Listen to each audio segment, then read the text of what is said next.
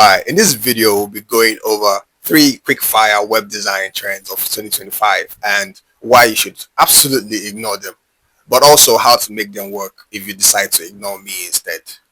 Let's get into it. At number 3 we have experimental navigation. I miss the days when all we had was HTML and CSS. Our creativity for site navigation was limited to 2 options, vertical or horizontal, and the designs were actually user-centric.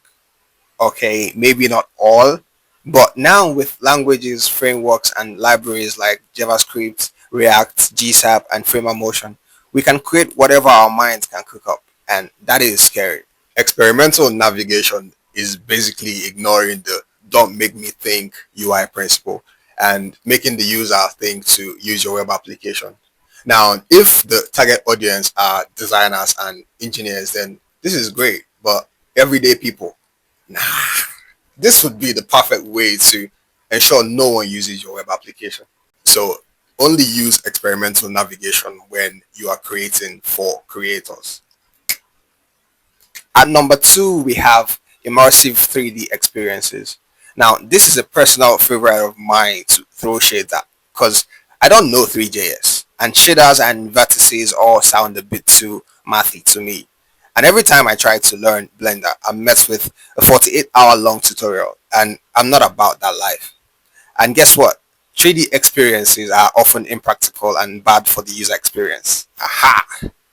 They take way too much time to load up on slower internet speeds, are heavy on the device, and forget about mobile friendly. They are barely friendly to the desktops, let alone mobile devices.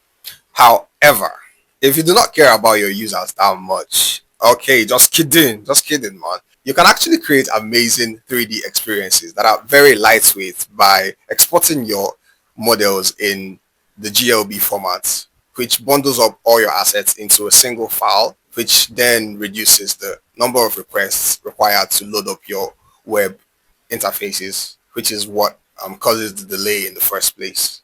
You're welcome. At number 1, we have neumorphism, hashtag soft UI. This is a design style that creates soft extruded elements that appear to emerge from the background. The style is all dependent on subtle shadows, gradients, and lighting effects to achieve a seemingly minimal yet 3D-like appearance. Now, this is all cute and all, but to my professional trained designer eyes, it looks like some crap Midjourney would generate.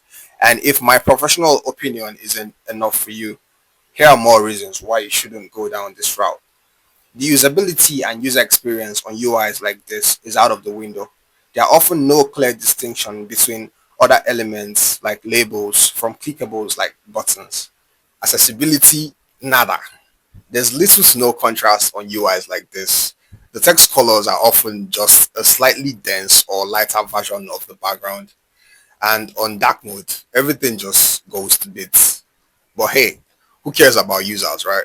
Definitely not me, not you. Alright, on this channel, I share my lessons as a developer who designs, teaching other developers how to design and build better user interfaces.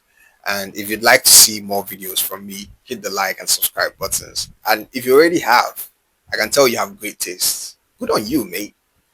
See you in the next one.